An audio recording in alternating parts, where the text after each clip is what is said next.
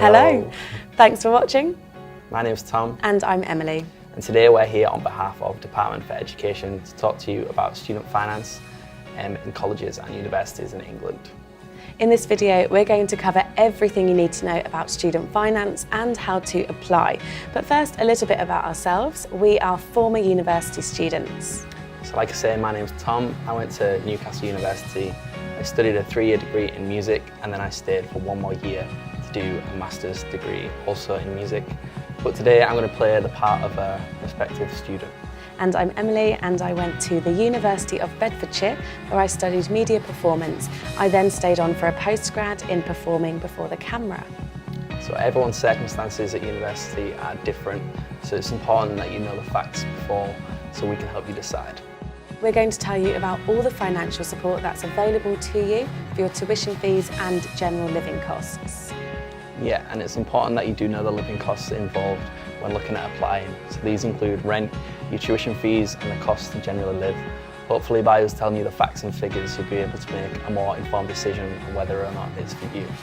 The first thing we want to say is that the loans government offers are completely different to commercial bank loans. They are designed to be manageable and affordable. For example, you won't start repaying until you're earning over £25,000 per year, and there's a 30-year limit, so anything left outstanding after that will be completely written off. Make sure you listen carefully to this next bit, as all the important facts and figures are coming up. The most important thing to remember about tuition fees is that if you're attending a publicly funded university, which most of them are, and if you're studying your first degree, which is the vast majority of students, you will be eligible for a loan that covers your full tuition fees. So this loan is paid directly to your college or university. So how much do tuition fees cost? The government sets maximum fee levels for universities and colleges. The most that a university in England can charge for a full-time course is £9,250 per year. For a part-time course, this is £6,935. Now, some universities can charge less than this, but it's important to remember that if you're studying at a public university, you will get a loan to cover the full amount of your course fees. There are also some private higher education providers. Their fees aren't capped by the government, and if you aren't sure whether your university or college is private, then please check its website. Now, if you are looking to go to a private provider, you can apply for up to £6,165 for a full-time course and up to £4,625 for a part-time course. This may mean that you might not be able to borrow the full cost of your course, so you'll need to do your homework. So what you're saying is, once you've chosen your institution, you can apply for a loan of up to £9,250 per year to cover your tuition fees. Yeah, exactly.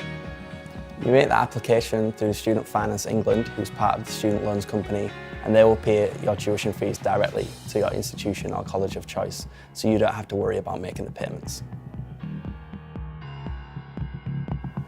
Now, rent, books, food, and of course socialising are a big part of university life, but they all cost money. So you'll be able to apply for a loan from Student Finance England to help towards these costs. So from what I know, the amount of money you can access depends on your circumstances, including your household income and whereabouts you study. Is that correct? Yes, that's right.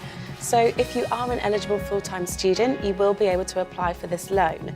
Once you've applied, it will be paid directly into your bank account in 3 instalments. So bear in mind, it's up to you to be sensible about your living costs. You need to be realistic about what you can afford, and you've got to make it last all term, so you need to know where your priorities are.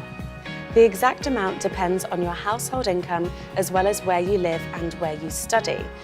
If you're living away from home and outside of London, you are eligible for up to £8,700 per year. And if you're living in London, you're entitled to up to £11,354 because of the higher living costs there. In the leaflet you'll receive at the end, it sets out all the different possible amounts of maintenance loan. Student Finance is also looking to support eligible part-time students for some courses in 2018 to 2019. This will be similar to the support for full-time courses and further information will be given for 2019 by Student Loans Company. Both your tuition fee loan and your maintenance loan are combined when it comes to repayments. And as I mentioned earlier, the student loan system is designed to be affordable. Remember, you'll only be required to contribute when you're earning over £25,000 per year, and then your contributions are a percentage of your income over that. So how much are the repayments? Well, it depends. If you're earning £10,000 a year or £20,000 a year, then you won't need to be paying back anything at all. It's only when you're earning over £25,000 a year that you start to contribute. And then you'll be paying back 9% of your income over that threshold. So, for example, if you're earning £27,000 a year, you'll be paying back 9% of £2,000. And in case you're wondering, that works out at about £15 per month. So what happens if my salary falls below £25,000 or if I stop working entirely? Then you'll stop making repayments until you're earning over that threshold again. And unlike any commercial loan, 30 years after you were due to make repayments, and that's the April after you've finished your course, then it's written off altogether. So after this point, even if you are earning over the threshold, you won't have to make any more repayments. And if there is any remaining loan and it was written off, this won't impact your credit record. So what happens if I decide to drop out of university, as I know it's not for everybody? Yeah, that's true. If you do leave your course partway through, then you'll only have to pay back what you've borrowed so far. But again, this is only until you're earning over that £25,000 a year threshold. Interest is charged on your student loan, but remember, as we said earlier, student loans are different to commercial bank loans in important ways. Such as? Well, first, the rate of interest doesn't change the amount that you'll repay each month. That's always just based on what you're earning over that £25,000 threshold. Whilst you're studying, interest will be applied at the rate of inflation plus 3%, and that's until the April after you finish your course. So the interest rate doesn't change. While I'm studying, interest will be fixed at 3% plus inflation. Yeah, that's correct. And from the April after you leave your course, the interest will then vary according to the amount you earn. There's a sliding scale on inflation only if you're earning £25,000 to inflation plus 3% when you're earning over £45,000 per year. Again, these figures will be adjusted to align with future earnings. So, only the highest earners are paying the highest interest rate. Okay, so what happens when you finish your course? So, as part of your terms and conditions on your student loan, you need to keep the student loans company notified of where you're living. If you don't do this, then you'll be charged the maximum rate of interest, which is inflation plus 3%, until you've let them know where you're living. If you go overseas for more than 3 months to work, live, or to travel after you've finished your course, you will need to let the student loans company know so that they can update your account and work out how your repayments may be affected. So basically, the key message about interest rates and repayments is that it depends on how much you're earning. So you'll find that the payments are always manageable, and anything that you have left after 30 years will be completely written off. That's right. As well as what we've already covered, there may be other financial support available to you, both from the government and from your chosen university or college. Does that mean that I could get some more support financially whilst at university? Yeah, if you have a disability, then you may be eligible for disabled students allowance. Also, there may be extra funding available to you if you have a child or an adult who is financially dependent on you. And there's more information about this in the leaflets you'll receive at the end. Students studying nursing, midwifery and other allied health profession courses may be eligible for extra funding to help with the costs of travel and extra accommodation for clinical placements and also childcare allowances. And many universities offer their own bursaries and scholarships, but it's up to them to decide who's eligible. For example, you may receive a bursary if you're from a low-income household, or a scholarship if you're a particularly high achiever in a specific subject. That sounds good. So I may be able to apply for a scholarship or bursary to help me financially. Yes, and it's up to the universities to decide who is eligible, so you need to do your research. Speak to the university or college that you're interested in for more information, as sometimes bursaries are not widely advertised. If in doubt, just ask. One of the main life skills you gain while at university is budgeting. Rent, books, food, and of course socialising are a big part of university life, so you need to know how to manage your money sensibly. So what did you do to help you budget? Did you have to get a part-time job? Yes, I worked 2 jobs. I worked in a bar and also in retail, and I also made sure that I had a weekly allowance in cash, because I found when I was using my card, it was easy to go out of control. It's good that you managed to keep a job while studying. And did you also have time to socialise? I did, yes. Luckily my bar had lots of karaoke on, so I didn't feel like I missed out at all. And student discounts, did they help at all?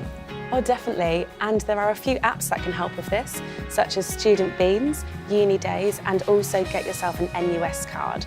Also, you might want to just do a search for discount codes for the shops that you're looking to buy from.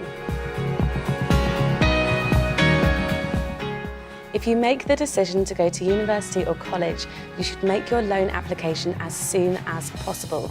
The easiest way to do this is online, and the main window for applications opens in the spring just before you go to university. So you should be able to apply between February and May. So where can I apply? So the first thing you need to do is go to gov.uk/student finance. You should go here, register yourself, set up an account and get started. You need to be filling out your applications as soon as possible so that you can ensure that your funding is all sorted before you go to university. Hopefully you now have a better understanding of what financial support is available to help you achieve a higher education qualification. One of the key things I want to get across is that it's important to make the most informed decision that you can. All courses and institutions are different, and it's a big life-changing decision, so make sure you do your research. In 2016, government introduced the Teaching Excellence and Student Outcomes Framework, or TEF for short. Universities who participate in TEF receive a gold, silver or bronze award, which reflects the quality of their undergraduate teaching, their learning environment and the jobs its graduates go on to. You can find the results on the internet, and unis may mention their TEF award, if they have one, on their website. If you want to find out more, there are a few websites and things that I can recommend. gov.uk/student finance provides more details on everything we have covered today, including things like disabled students' allowances and childcare grants. To find out more about what courses universities have to offer, you can visit the Unistats website. This is an official government website that lets you compare information from different institutions on student satisfaction rates, tuition fees, accommodation costs, graduate salaries and lots more. The Student Room website holds loads of student finance information and tips about going to university.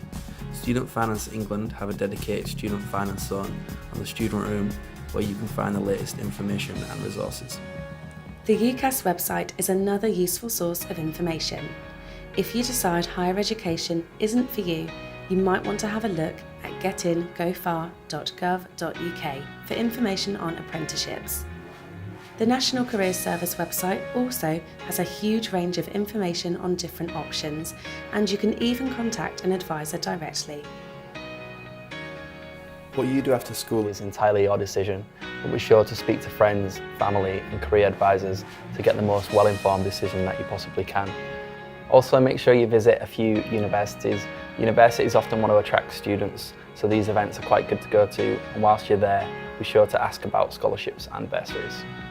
I had a great time at university. I made new friends, I learnt new skills, and to be honest, I'd love to go again. How about you, Tom? Yeah, me too. I loved university and made some lifelong friends and learnt some lifelong skills, so I will never really forget it. Thanks Thank you for listening. listening.